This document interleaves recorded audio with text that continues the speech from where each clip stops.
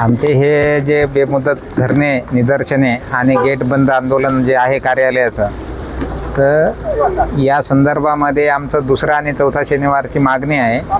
कर्मचाऱ्यांनी काम केलेलं आहे शासकीय सुट्टीच्या दिवशी, त्याचा मोबदला देण्याच्या संदर्भामध्ये आम्ही शासनाकडं पाठपुरावा केला होता. शासनानं ती मागणी आमची मंजूर केली नाही, त्यामुळं आम्हाला न्यायालयामध्ये जावं लागलं आणि न्यायालयात जाऊन आम्ही हायकोर्टातून, जे औरंगाबाद खंडपीठ आहे उच्च न्यायालय, त्या उच्च न्यायालयानं आमच्या बाजूनं 10/2/2021 रोजी निर्णय दिलेला आहे की या सगळ्या कर्मचाऱ्यांना दुसरा शनिवार, चौथा शनिवार आणि जसं रविवारची सुट्टी असते, सणावाराची सुट्टी असते, या सगळ्या सुट्ट्याचा मोबदला एका वर्षामध्ये 45 दिवस ग्राह्य धरलेत न्यायालयानं, स्वतः उच्च न्यायालयानं. आणि त्यांना सांगितलं की कालेलकर करार समितीच्या नियमाप्रमाणे दुप्पट करून द्या. तर दुप्पट दरानं देण्यासाठी म्हणजे 90 एका वर्षामध्ये 90 दिवसाचा मोबदला देण्याचे आदेश आहेत उच्च न्यायालयाचे. आणि हा मोबदला कधीपासून द्यायचा? 1980-81 पासून ते कर्मचारी सेवानिवृत्त होईपर्यंतचा मोबदला आहे हा. परंतु या शासनानं त्या उच्च न्यायालयाच्या आदेशाच्या विरोधामध्ये सर्वोच्च न्यायालयामध्ये याचिका दाखल केली होती, पुनर्विचार याचिका. तर सर्वोच्च न्यायालयानं यांची पुनर्विचार याचिकासुद्धा फेटाळलेली आहे आणि सांगितलं सर्वोच्च न्यायालयानं की यांच्या जे उच्च न्यायालयानं जो आदेश दिलेला आहे त्याच्या आदेशाची अंमलबजावणी करा. तरीसुद्धा हे लोक आज घडीला असे निगरगट्ट झालेत, यांना कोणाचीच भीती राहिलेली नाही.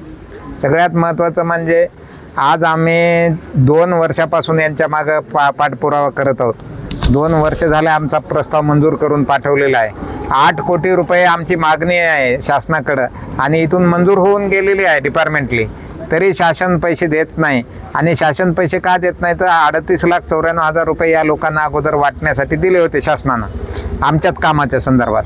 तर त्या या इथं नांदेडच्या पदाधिकाऱ्यांनी काय केलं, जे अधिकारी आहेत त्यांनी आमच्या कर्मचाऱ्याला पैसे दिल्याचं बनावट रेकॉर्ड तयार केले आणि सदर पैसे हडप केलेत. 65 कर्मचाऱ्याला 1 रुपया दिला नाही आहे ना, 1 रुपया. आणि 1 रुपया न देता यांच्या नावावर पैसे दाखल केलेत. आणि सदरचा अहवाल जो उपयोगिता अहवाल असतो, पैसे दिल्याचे तुम्ही काय केलं असं शासनाकडे माहिती देतात, तर ती माहिती शासनाकडे यांनी 2020 पासून अद्याप दिलेली नाही. आज शासन आमच्या पैशाच्या मुद्द्यावरून उठून बसले की तुम्ही हे पैसे अगोदर तुम्हाला दिले होते, तर तुम्ही त्या पैशाचं काय केलं? आता हे यांना त्यांना उत्तर दिलं नाही, यांनी त्यांच्याकडे अहवाल रेकॉर्ड सादर केले नाही, ऑडिट.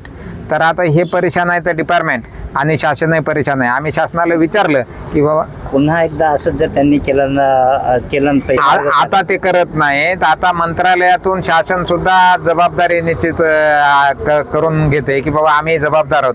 का जबाबदार आहोत? यांना आम्ही पैसे दिले होते वाटप करा म्हणून, तर त्यांनी रेकॉर्ड नाही दिलं तर आम्ही त्यांना मागायला पाहिजे ना ऑडिट. जर समजा पैसे दिल्याचा हिशोब नाही दिला तर शासनाचं काम काय आहे की त्यांनी ते पैशाचा हिशोब मागितला पाहिजे. परंतु अद्याप तसं झालेलं नसल्यामुळं एक तर शासनही गोचित आले, अडचणीमध्ये शासनही आले आणि हे अधिकारी आलेत. या दोघांच्या अडचणीमध्ये यांनी आम्हाला वेठीस धरले, बाकी दुसरा काही विषय नाही. आणि आमची मागणी अशी आहे की या 65 लोकांच्या संदर्भामध्ये आमची जी फसवणूक झाली पैसे दिले म्हणून, तर या लोकांवर गुन्हे दाखल करावेत. आम्ही तसं पोलीस स्टेशनला सुद्धा कंप्लेंट केलेली आहे, फिर्यादी आम्ही आहोत. त्याच्यामध्ये गुन्हे नाही दाखल झाले तर पुढचा पाऊल नाही दाखल करायला पोलीसवाल्याकडे थोडा वेळ आहे, ते चौकशीवर ठेवलेत त्यांनी. त्यांची चांगली चौकशी चालू आहे, आणि चांगली चौकशी जोपर्यंत त्यांची होत नाही ते असं हातावर हात ठेवून बसतात. आपल्याला सर्वांना माहीत आहे की पोलिसांचे काय कंडिशन आहे ते. आणि मग अशा अवस्थेमध्ये आमच्याकडं पर्याय न्यायालयाचा आहे. पुन्हा आम्ही न्यायालयाचा पर्याय न अवलंबता आम्ही गेटबंद आंदोलनही ठेवले. आम्ही आज कालपासून बसलो या ठिकाणी, परंतु आणखी आज आणि उद्या वाट पाहू. मग शनिवार रविवारची सुट्टी आहे, सोमवारी आम्ही यांचं गेट बंद करणार निश्चितपणे. आम्ही यांना तसं पत्र दिलेलं आहे की आम्ही यांचं गेट बंद करणार आहोत. यांना आतमध्ये जाऊ देणार नाही, बाहेर येऊ देणार नाही. आणि ती वेळही येणार नाही, कारण हे अधिकारी आधीच पळून गेलेत. यांनी जे कृत्य केलेलं आहे, यांनी जो फ्रॉड केलेला आहे, आता हे ऑडिट करू शकत नाहीत. यांचा ऑडिट न करण्याचं दुसरं एक कारण आहे की हे सगळे कर्मचारी आमचे जे आहेत हे सब डिव्हिजन लेवलवर काम करणारे कर्मचारी आहेत. यांनी काय केलं, सब डिव्हिजनला 1 रुपया दाखल दिला नाही. आमचा पैशाचा 38,94,000 एकही रुपया